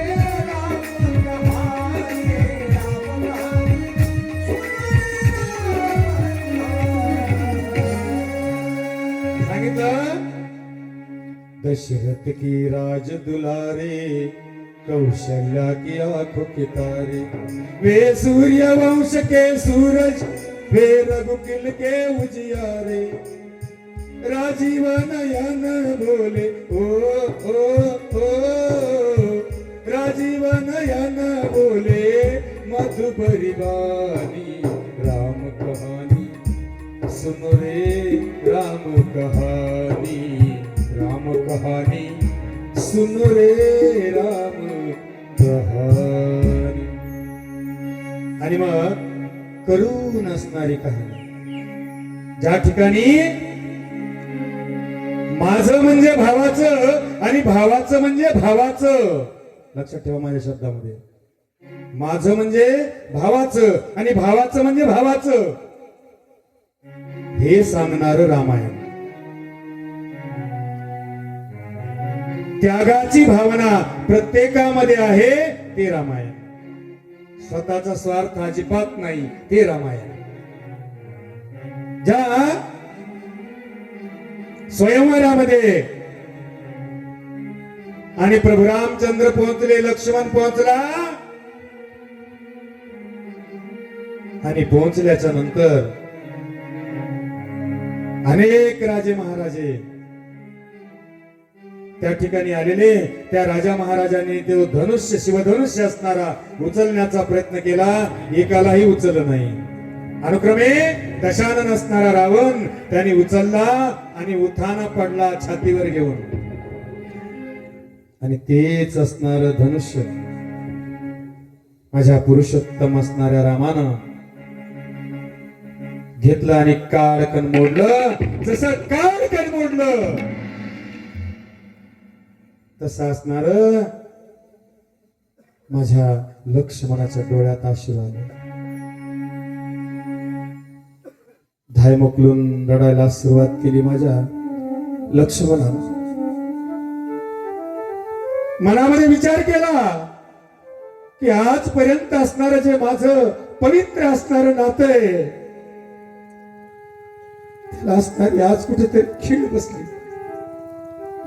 त्याला खीळ बसलेली आहे आणि म्हणून डोळ्यातून अश्रुधारा गाळायला सुरुवात केली माझ्या लक्ष्मणानं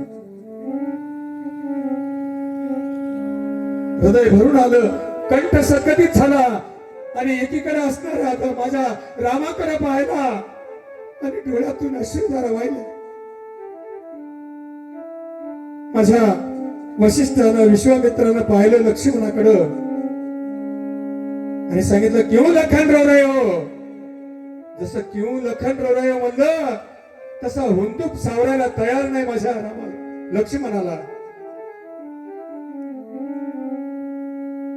टाहो फोडला आणि टाहो फोडून रडायला सुरुवात केली माझ्या लक्ष्मणानं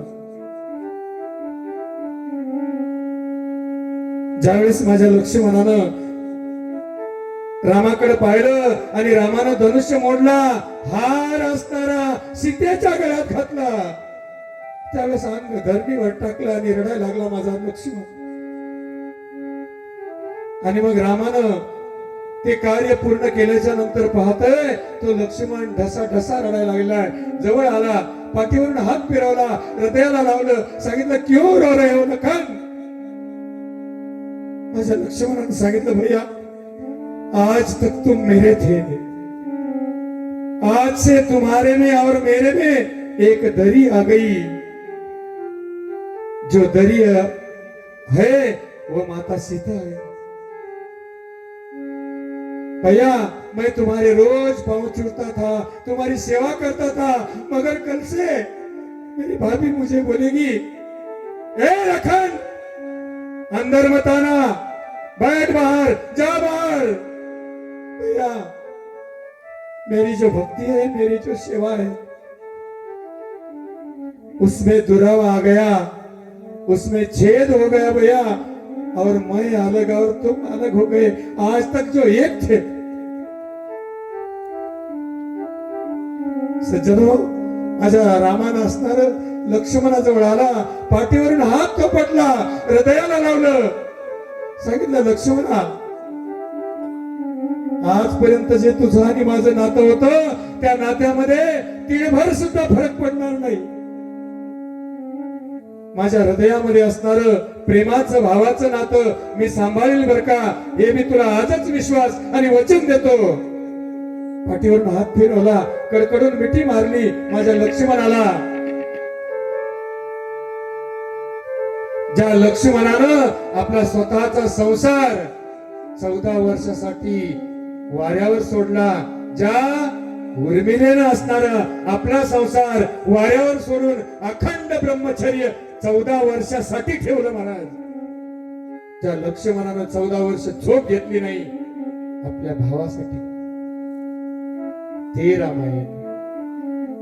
ज्या भारतानं राज्याचा कधी स्वार्थ न साधता माझ्याच ओटीत पडावं, माझ्याच गळ्यात उतरावं राज्य, हा कधीच न विचार करता अयोध्या सोडून नंदीग्रामामध्ये जाणी रामाच्या असणाऱ्या खडावा पादुका त्याचं पूजन केलं. हे रामायण. आणि ते असणारं भावाभावाचं कट्टर नातं, प्रेमाचं नातं, जिव्हाळ्याचं नातं महाराज. पण आज दुर्भिक्ष असं निर्माण झालं, दुर्दैव असं निर्माण झालं. 4 मुलं असणारी आई सांभाळते, पण 4 मुलं असणाऱ्या आईला सांभाळत नाही. आणि 4 भाऊ 4 रस्त्याला राहतात आणि 4 जणांचं 4 इकडं मुंडक आहे. ही अवस्था आहे. जर आम्हाला प्रपंचात कुटुंबात कसं राहायचं हे जर शिकायचं असेल तर रामायण शिकावं महाराज. रामायण ऐकावं. दुष्टाचा निपात करायचा असेल तर गीता ऐकावी. दुष्टाचा निपात करायचा असेल तर गीता ऐकावी, जी माझ्या कृष्णानं अर्जुनाला सांगितली. मरण टाळायचं असेल भागवत ऐकावं.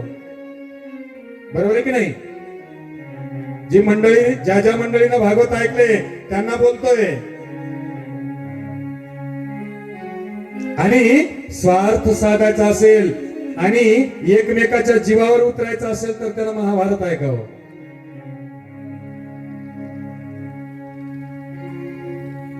चार ग्रंथ तुम्हाला 4 रस्ते दाखवतात, पण या 4ही ग्रंथामध्ये असणारा संशय काही ना काहीतरी दडलेला आहे महाराज. जसं मी पहिलेच सांगितलं की व्यासाने निर्मिती केली. एखाद्या पामराच्या हाती जर एखादा ग्रंथ पडला तर त्याच मार्गाची वेळ, त्याच ग्रंथाचं वेळ त्याला लागावून त्या मार्गाने तो ध्येयापर्यंत पोहोचावा. याच्यासाठी प्रत्येक ग्रंथामध्ये ज्याचं त्याचं महात्म्य वर्णन केलं गेलं.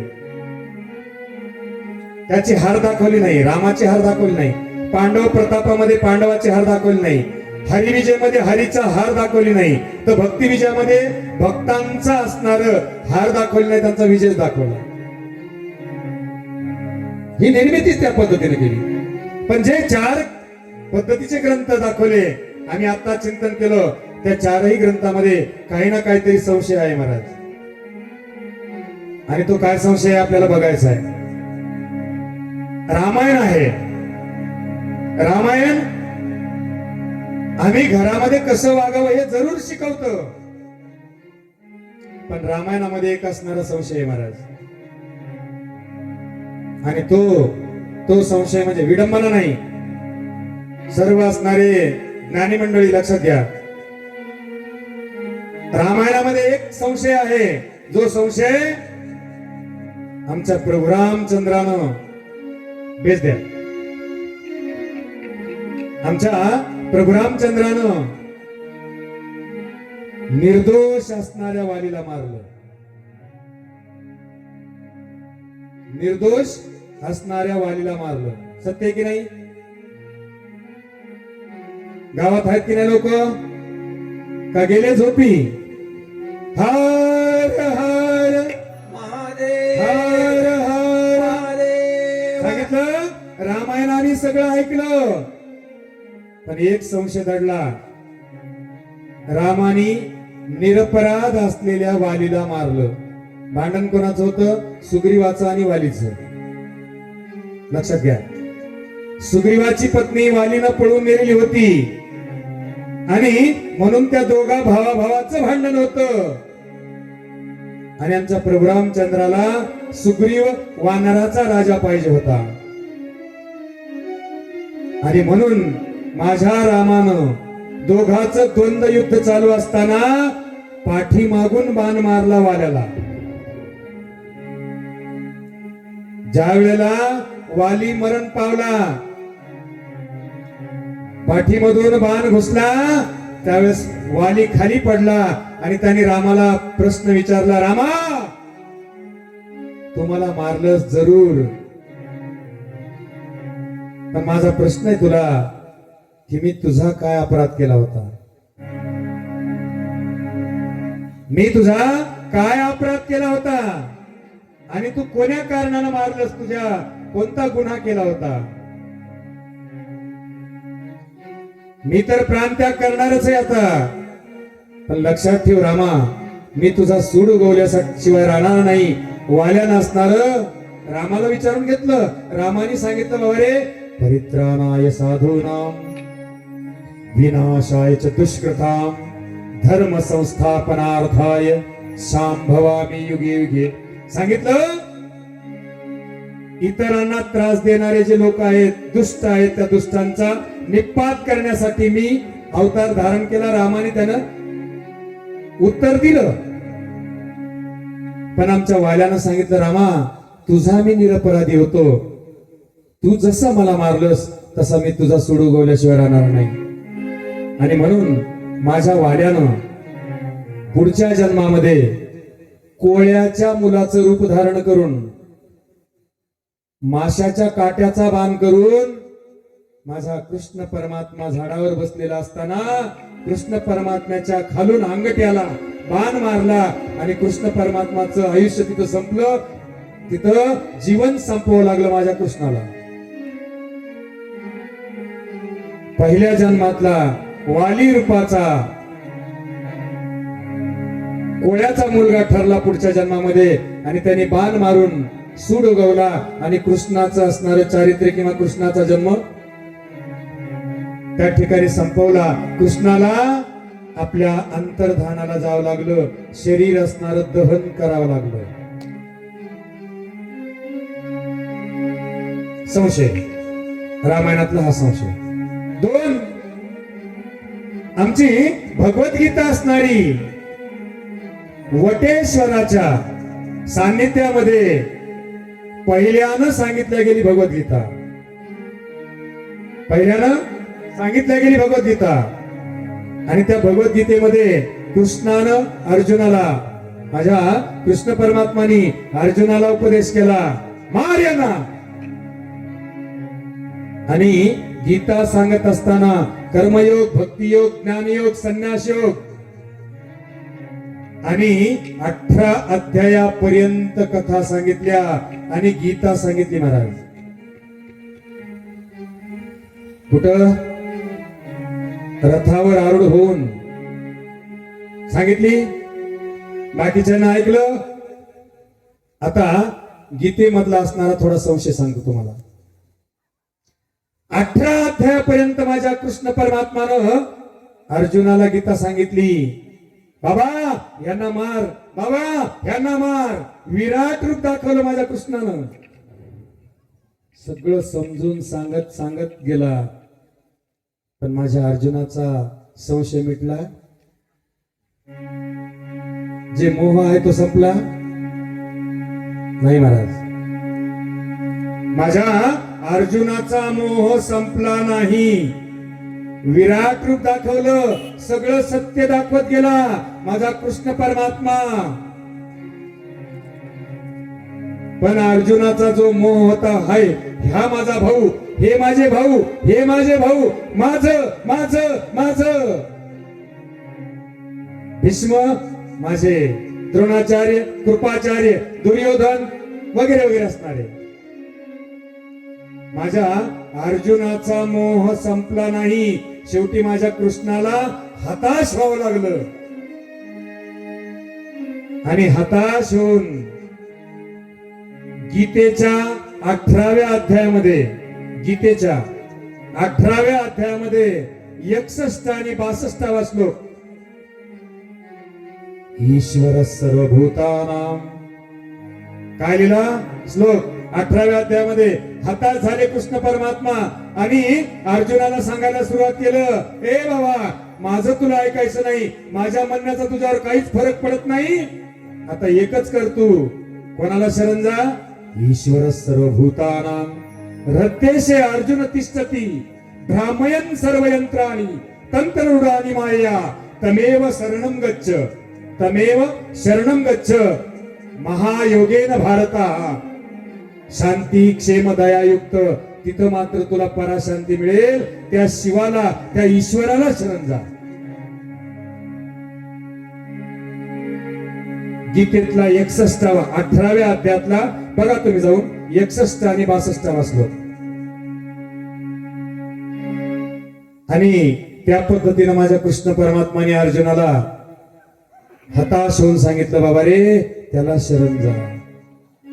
तुझा भ्रम संपायला तयार नाही. भ्रामयन् सर्व यंत्राणी तंत्ररूढानि मायया तमेव शरणं गच्छ. त्याला तमेव म्हणजे त्याला शरण जा. तया भावे शरण जावे. तया भावे शरण जावे. तया भावे शरण जावे. तया भावे शरण जावे. तया भावे शरण जावे. तया भावे शरण जावे. तया भावे शरण जावे. तया भावे शरण जावे. शरण जावे, शरण जावे.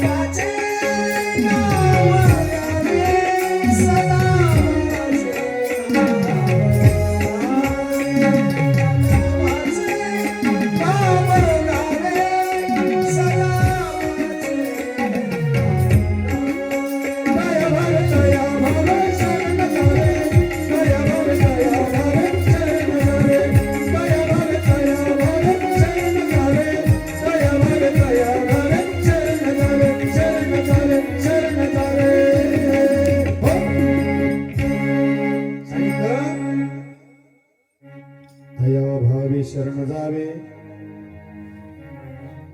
सदा वाचे नाम घ्यावे. सांगितलं त्याला शरण जा. आणि त्याच्या पुढं तिसरा ग्रंथ आमचा भागवत असणारा. भागवतामध्ये काय सांगितलं? विडंबना नाही. भागवत कशासाठी ऐकलं? शुकाचार्यांनी परीक्षिती राजाला उपदेश केला. भागवत सांगितलं. का सांगितलं? परीक्षिती राजानं एका ऋषीच्या गळ्यामध्ये मेलेला साप टाकला होता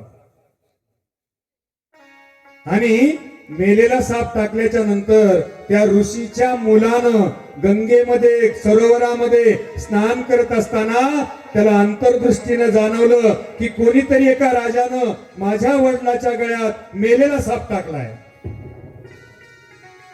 आणि म्हणून त्या मुलानं, ऋषीच्या मुलानं हातामध्ये पाणी घेतलं आणि कडकडीत शाप दिला, ज्या राजानं माझ्या वडिलाच्या गळ्यात साप टाकला मेलेला, तोच साप 7 दिवसामध्ये 7व्या दिवशी असणारा त्या राजाला चावेल आणि तो मरण पावेल.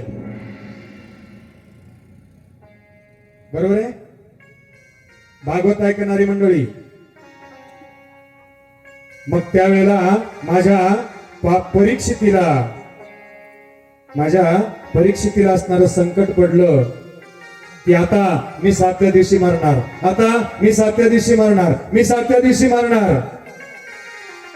आणि मग मरण कसं टाळायचं, काय करायचं, कोणतं विधान करायचं, चिंतेमध्ये पडला. आणि चिंतेमध्ये पडलेला असताना आमचे शुकाचार्य त्या ठिकाणी आले आणि शुकाचार्यांनी सांगितलं, राजा चिंता करू नकोस, भागवत ऐक. सज्जनो, सगळे स्कंद असणारे माझ्या शुकाचार्यांनी परीक्षितीला सांगितले.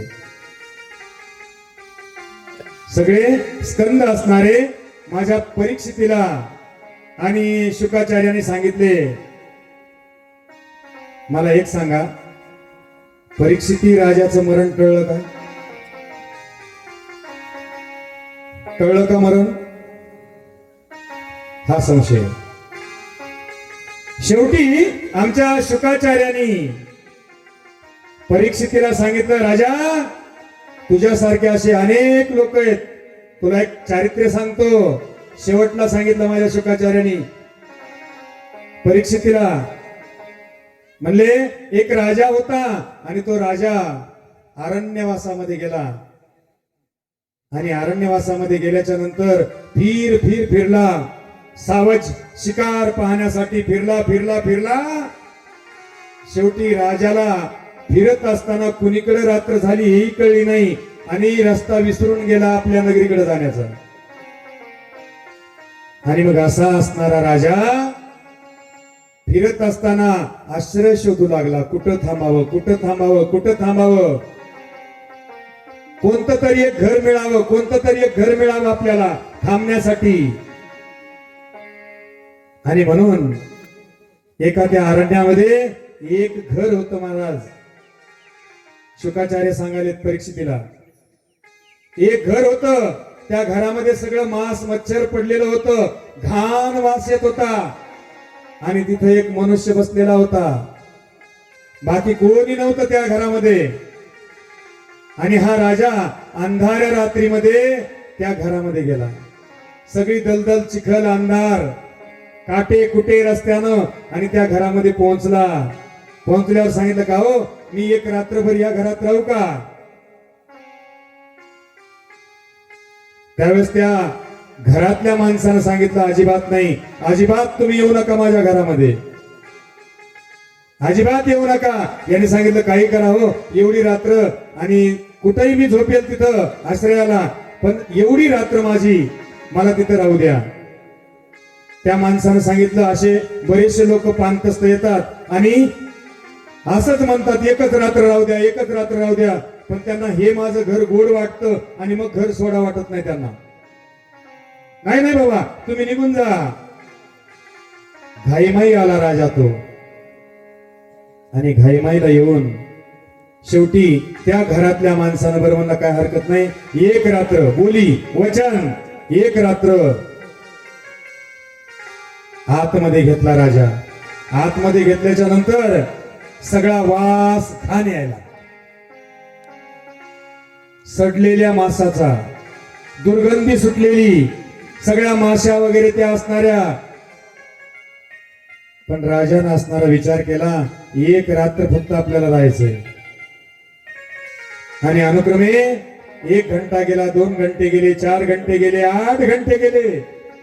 आणि त्या घंटे जाण्यामध्ये त्या राजाला असणार त्या वासाची सवय पडून गेली. आणि त्या वासाची सवय पडून सकाळी त्या माणसानं सांगितलं, चला उजाडलं, निघा घराच्या बाहेर. याने सांगितलं, नाही ना, आजचा एक दिवस राहू दे ना, आता पुढचा दिवस राहू दे ना, राहू दे ना. याने सांगितलं, अजिबात नाही, निघा. याने सांगितलं, नाही, तुझ्या हातापाया पडतो, अजून राहू दे, अजून राहू दे, अजून राहू दे.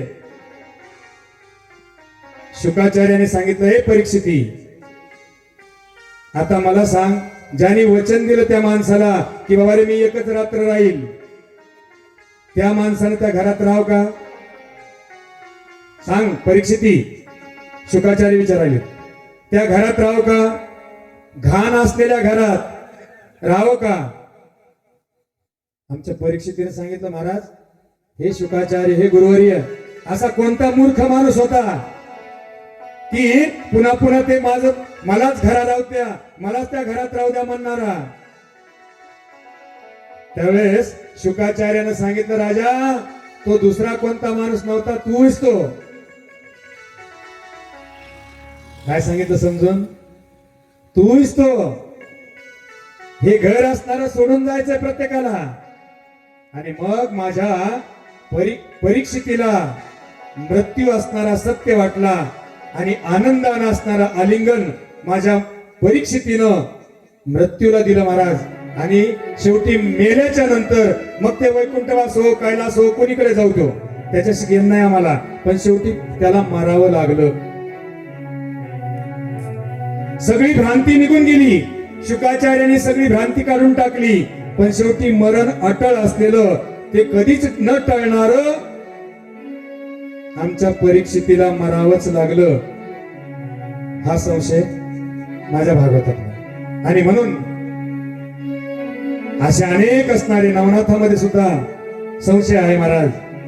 असे अनेक ग्रंथ आहेत की ज्याच्यामध्ये संशय आहे, पण ज्याच्यामध्ये अजिबात मूळ कोणताही संशय नाही असा जो ग्रंथ आहे तो म्हणजे माझं शिवपुराण. आणि म्हणून ते असणारं परमचारित्र्य, परमपुराण असणारं आपल्याला आचरण करायचंय किंवा ऐकायचंय, ती कथा असणारी जी परमपावन आहे. आणि म्हणून जय जय शिव कथा, जय श्री शिव कथा.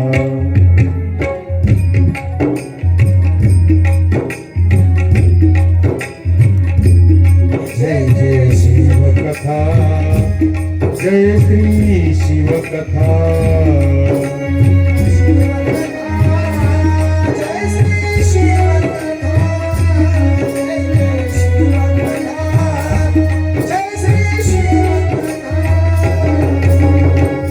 श्रवण कर मिट जाती है,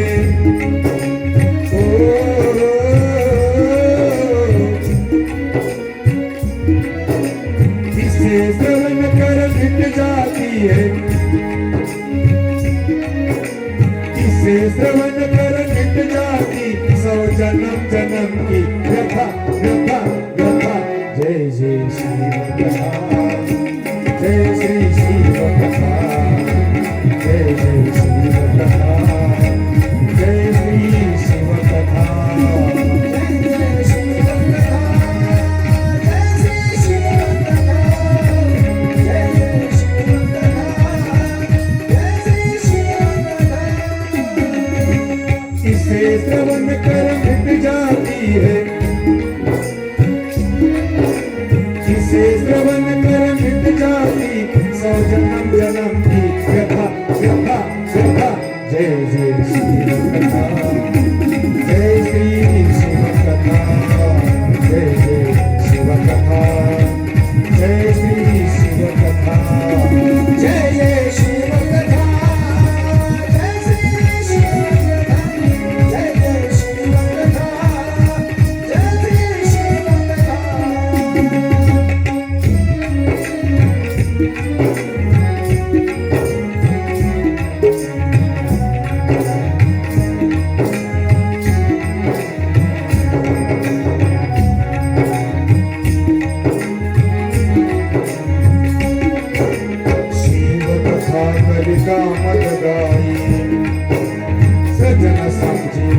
मोर सुहाई शिव कथा कलिका मद गाई सजन सजीवन मोर सुहाई तेरा परमार्थ बन जाए मेरा परमार्थ बन जाए तेरा परमार्थ बन जाए मेरा परमार्थ बन जाए पार्वती पर कथा कथा कथा जय जय शिव कथा जय श्री शिव कथा जय जय शिव कथा जय श्री शिव कथा जय जय शिव कथा जय श्री शिव कथा जय जय शिव कथा जय श्री शिव कथा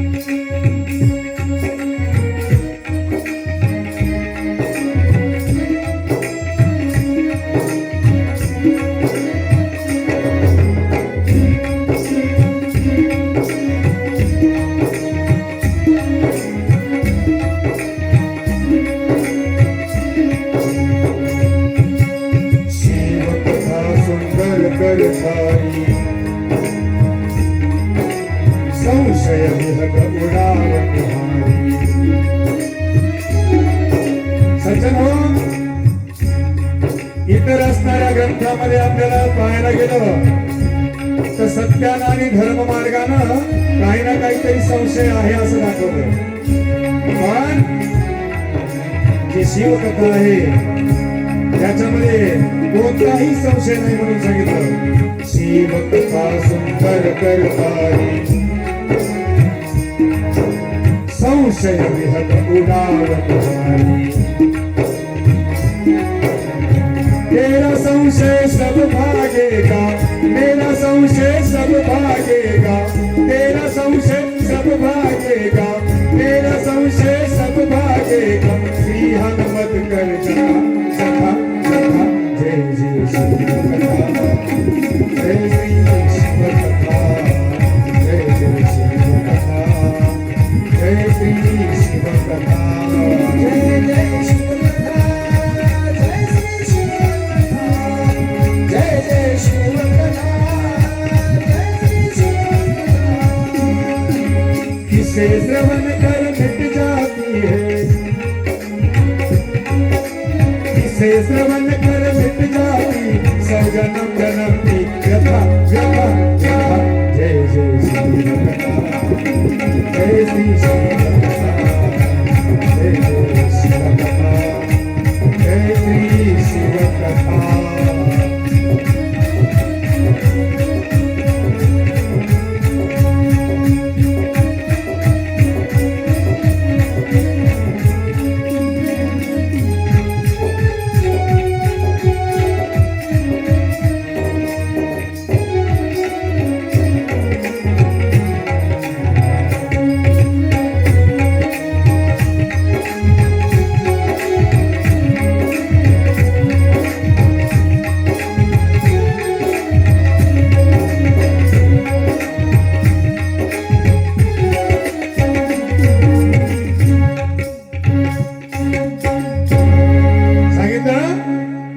शिव करी विठभ उडारी सादर सुन गिरिराज कुमारी शिवकथा संशय विरहित आहे म्हणून सांगितलं शिवकथा सुंदर करतारी संशय विहग उडावनिहारी तेरा संशय सब भागेगा मेरा संशय सब भागेगा श्री हनुमत कर जथा जथा जथा जय जय शिव कथा जय श्री शिव कथा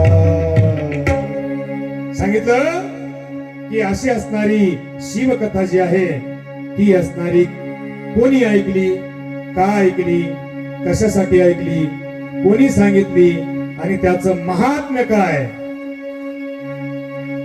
शिव महापुराणामधून आम्हाला पुढचे असणारे 5 दिवस पर्यंत ऐकायची सज्जनो या ठिकाणी आज असणारा कथेला उशीर झाला अर्धा पाऊण तासाच्या पुढं लेट झालं त्याबद्दल सर्व गावाची आम्ही क्षमा मागतो. उद्या असणार ठीक 8 वाजता आणि कथेला सुरुवात होईल. 8 ते 11 असणारा टाइम.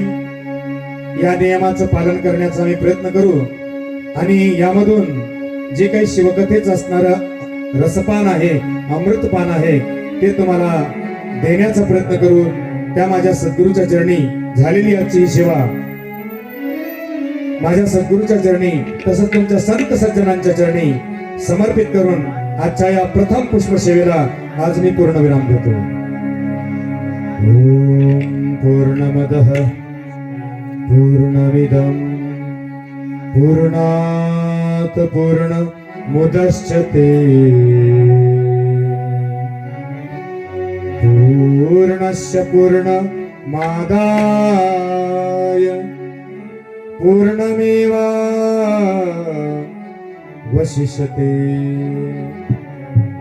ओम शांति शांति शांति.